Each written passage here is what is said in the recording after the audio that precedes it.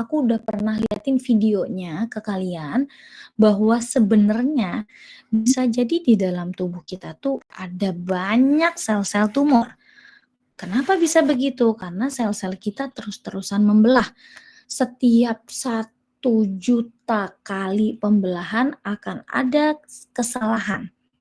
Kesalahan itu bisa menyebabkan sel kita menjadi sel tumor ataupun enggak. Jadi kesalahan tuh bisa bermakna fatal ataupun kesalahan yang tidak berdampak apa-apa gitu ya. Kesalahan dalam proses pembelahan sel. Nah, jadi sangat sangat bisa dipahami bahwa mungkin di dalam tubuh kita yang kamu umurnya udah berapa, udah 20 sekian, itu akan ada sel-sel tumor. Tapi berarti sel-sel tumor ini masih bisa diatasi oleh sel imun kita sehingga dia tidak menjadi kanker.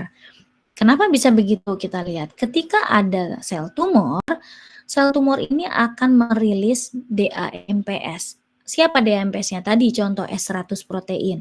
S100 protein adalah protein yang dihasilkan oleh sel tumor. Maka dia akan dikenali oleh tubuh kita sebagai DAMS.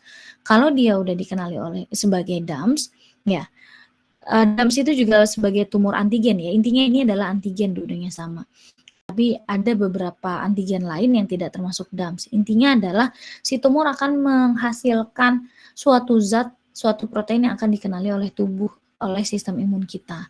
Maka nanti cancer antigen presentation dendritic cells itu akan mengenali nih ya, ditempeli, maka dia akan memunculkan respon imun innate, ya kan? Nih kita bisa lihat di sini ada NK cells, ada neutrophil.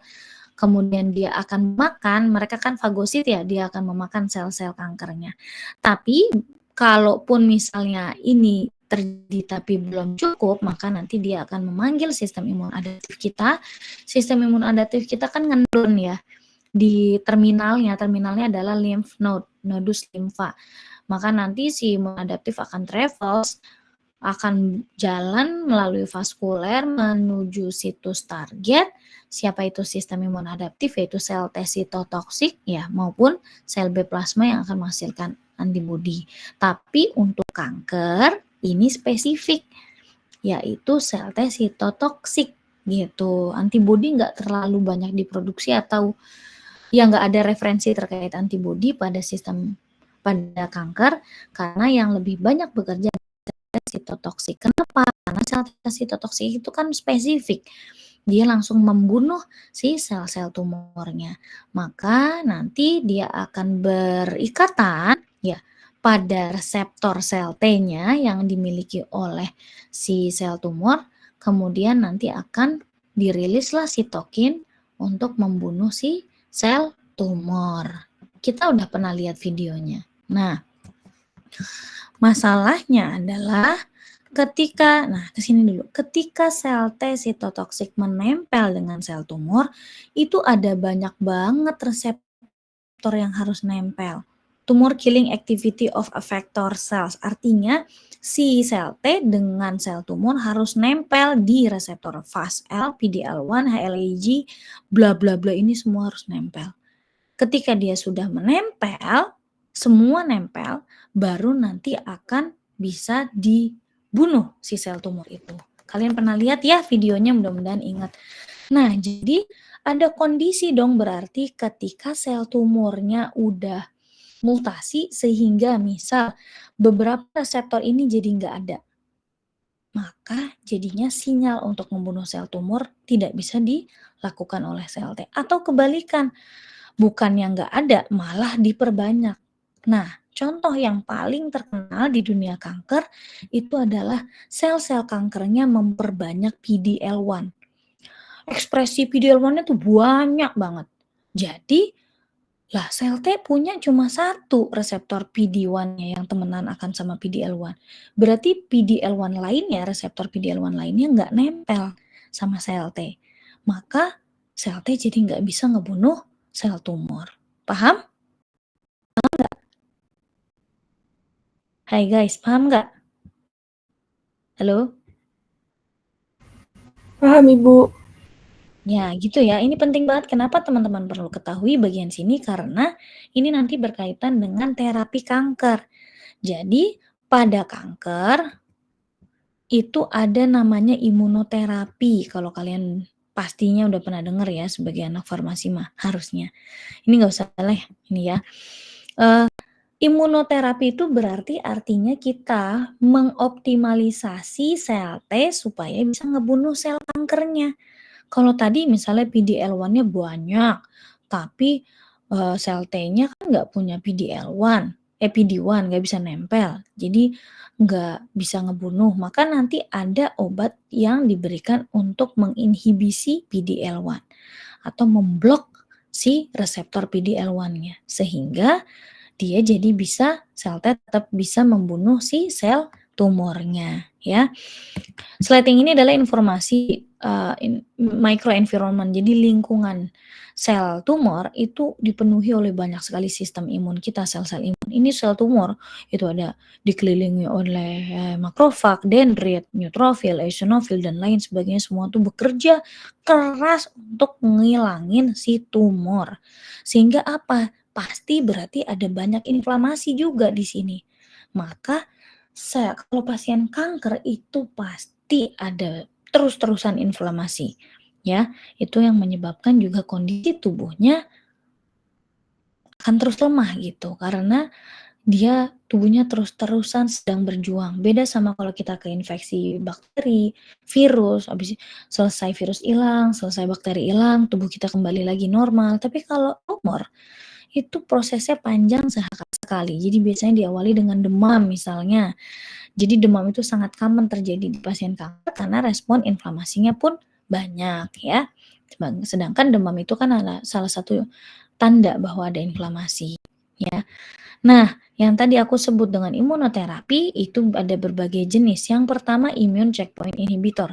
Salah satunya adalah tadi PD-L1 inhibitor. Jadi si PD-L1-nya ditahan, diblok supaya sel T tetap bisa ngebunuh sel tumor. Atau bisa juga CAR-T, adaptive cell therapy.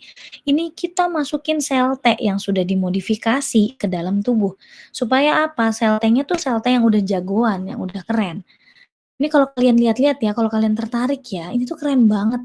Aku tuh pengen banget menyampaikan ini ke kalian bahwa farmasi, keilmuan farmasi itu keren banget. Kenapa? Karena kita bisa mencari solusi-solusi atas suatu penyakit dengan banyak sekali metode-metode yang bisa digunakan. Awalnya kita paham, oh ternyata yang ngebunuh tumor itu adalah sel T. Daripada kita pakai kemoterapi yang biasa, yang konvensional, yang artinya dia ngebunuh sel-sel tumor tapi juga sel sehatnya kebunuh, kenapa nggak kita mengatur si imunnya, ya kan? Nah inilah yang muncul akhirnya. Kita bisa masukin sel T yang sudah dimodifikasi. Tadi ya kita bisa juga ngeblokade PD-L1-nya misalnya, atau kita bisa masukin antibodi yang udah dimodifikasi. Antibodi yang dimodifikasi ini bisa berperan untuk membunuh sel tumor ataupun menyambungkan, karena dia punya 2 tangan, dia bisa menyambungkan antara sel tumor dengan sel T-nya. Nempel nih sama 2 tangan ini ya. Jadi monoklonal antibody itu sangat dibutuhkan untuk menjembatani 2 agen gitu. Kalau misalnya sel T jadi nggak bisa nempel sama sel tumor, ya dihubungin aja sama si monoklonal antibody yang punya 2 tangan. Atau kita juga bisa masukin sitokin ke dalam tubuh, atau kita bisa masukin oncolytic virus. Virus yang bisa mematikan, bisa melisis, bisa memecah si onkogen, si sel-sel tumor. Atau sebelumnya, sebelum kanker terjadi, kita bisa berikan vaksin. Oke? Nah, ini adalah tadi yang sudah kusebutkan semua sebenarnya dalam bagan yang lebih jelas, tapi takutnya kalian bingung, jadi aku jelasin sebelumnya. Contoh di sini ada monoklonal antibody. Tuh lihat, monoklonal antibody itu menghubungkan antara sel T dengan sel tumor. Tadinya dia nggak bisa nempel berdua, nggak bisa berinteraksi karena tadi reseptornya berubah-berubah. Ditempelin sama antibody sehingga nanti sel T bisa membunuh sel tumor. Atau misalnya, nih, sel T-nya dimasukin dari luar tubuh ke dalam tubuh, sehingga nanti sel T yang dimasukin dari luar ini bisa langsung bekerja membunuh si sel tumor ya.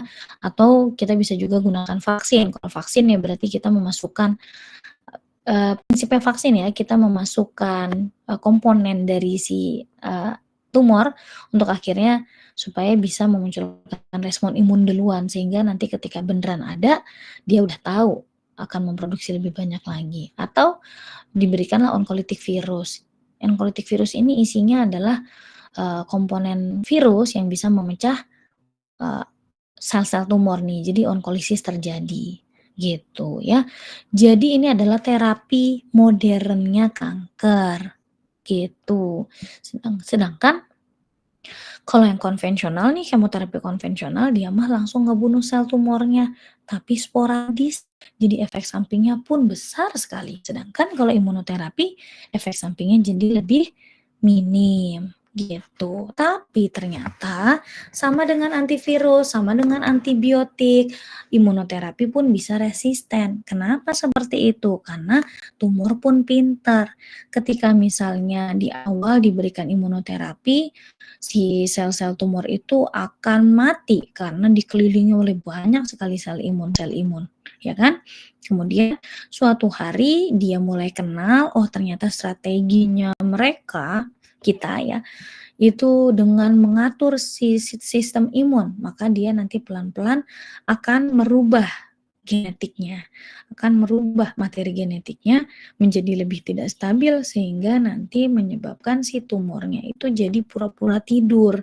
Kalau pura-pura tidur dia jadi nggak dikenali oleh sistem imun kita, maka nanti tiba-tiba dia muncul lagi dan escape. Fasenya adalah fase escape, artinya dia bisa keluar dari jeratan imun-imun kita. Gitu. Jadi mekanisme resistensi pada imun itu seperti ini. Dimulai dari fase awal eliminasi sensitif, si sel tumor kita sensitif terhadap imunoterapi, banyak sel tumor yang akan mati, kemudian ada fase equilibrium di mana dia akan seimbang karena dia nanti bermutasi dan dorman ya, pura-pura tidur. Lalu yang terakhir adalah escape, di mana sel tumornya akan keluar dari jeratan sistem imun kita. Nah, sebelum ini terjadi, maka seharusnya di bagian sini itu kankernya harusnya udah sembuh. Artinya harusnya udah dibunuh. Karena kalau udah sampai ke escape, maka nanti dia harus cari modaliti terapi lain atau terapi lain untuk membunuh si sel tumornya. Oke, sampai sini aku sudah capek berbicara selama beberapa menit kita. Sudah cukup lama. Ada yang mau ditanyakan? Keseluruhan, entah itu antara terkait dengan infeksi bakteri, infeksi virus maupun kanker, atau sudah cukup jelas? Kalau kalian belum paham ini, kalian nggak bisa ikut di pertemuan depan. Kenapa? Karena mau bahas vaksin berarti harus paham dulu sistem imun ketika melawan infeksi dan kanker itu seperti apa. Kalau nggak ada yang nanya, berarti tadi ya aku akan buat 3 pertanyaan. Nama yang aku panggil harus menjawab. Sabrina ada?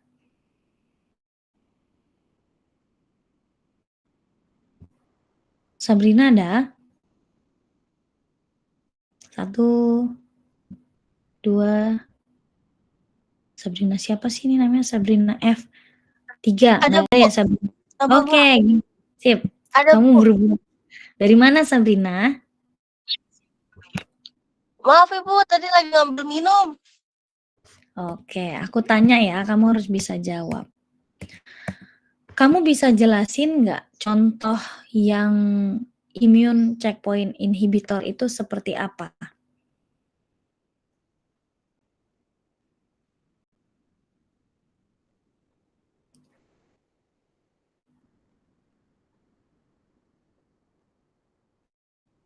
Satu, 2, 3. Ada yang bisa jawab tadi contoh immune checkpoint inhibitor yang kayak apa? Setiap aku nanya kalau ada yang nggak bisa jawab, aku notes aja ya di dalam pikiranku ya. Aku jadi tahu, oh Sabrina belum bisa jawab gitu. Ada yang bisa bantu jawab immune checkpoint inhibitor kayak apa?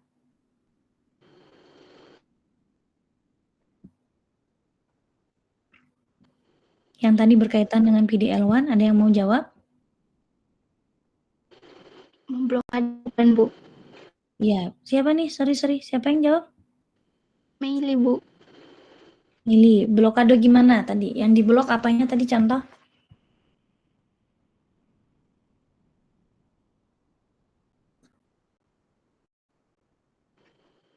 Bakterinya bukan, Bu. Ini kan kanker. Yang diblokade adalah, tapi nggak apa-apa, kamu benar blokade. Makasih Meli. Yang diblok adalah si reseptornya ya. Tadi contohnya misalnya PD-L1-nya jadi ada banyak. Karena dia ada banyak, jadinya kebanyakan. Padahal si sel T nggak punya PD-L1 yang banyak kan. Jadi PD-L1-nya diblokade. Jumlahnya jadi biar tetap bisa nempel sama si sel T-nya. Oke, terima kasih Meli. Melia. Kemudian pertanyaan kedua coba. Apakah ada Rizky Maulana ada?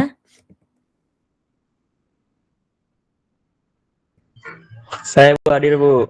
Oke, kamu bisa jelasin nggak yang ini? Gimana sih mekanisme sistem imun kita mengenali dan akhirnya menyerang sel kanker?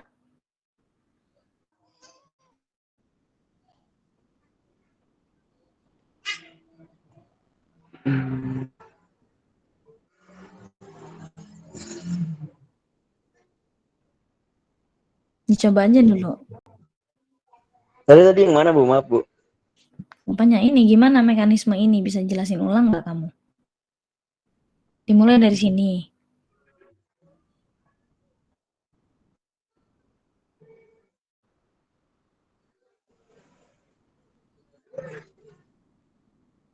Satu, dua, tiga. Rizky belum bisa. Siapa yang bisa bantu?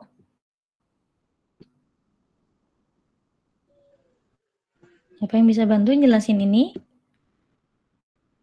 Ada?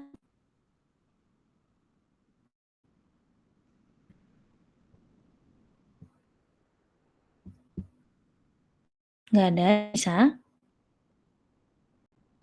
Ibu, saya bisa sedikit tapi nggak lengkap, Bu. Iya, nggak apa-apa. Siapa? Naili ya? Naili. Oke, gimana Naili? Jadi sel tumor itu dia akan merilis si DAMPS ini atau DAMS. DAMS ini kan antigen. Terus tumor itu nanti akan menghasilkan suatu zat yang akan dikenali oleh tubuh.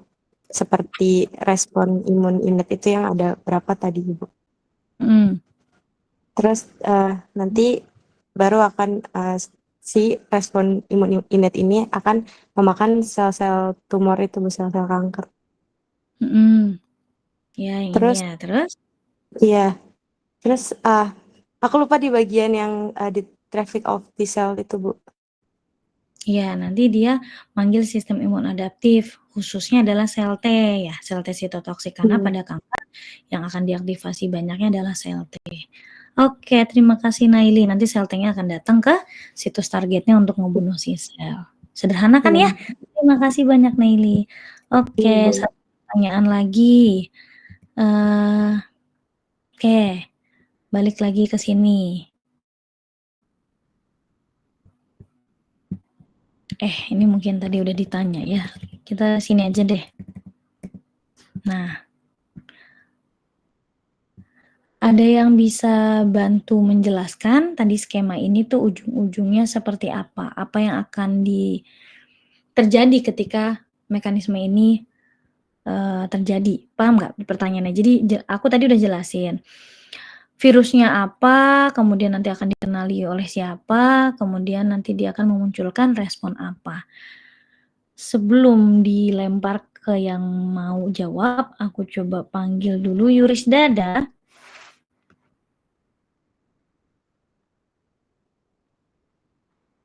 Yurisdada. 1, 2, 3, 4, 5. Nggak ada ya Yurisda ya. Selain Yurisda, Novena ada?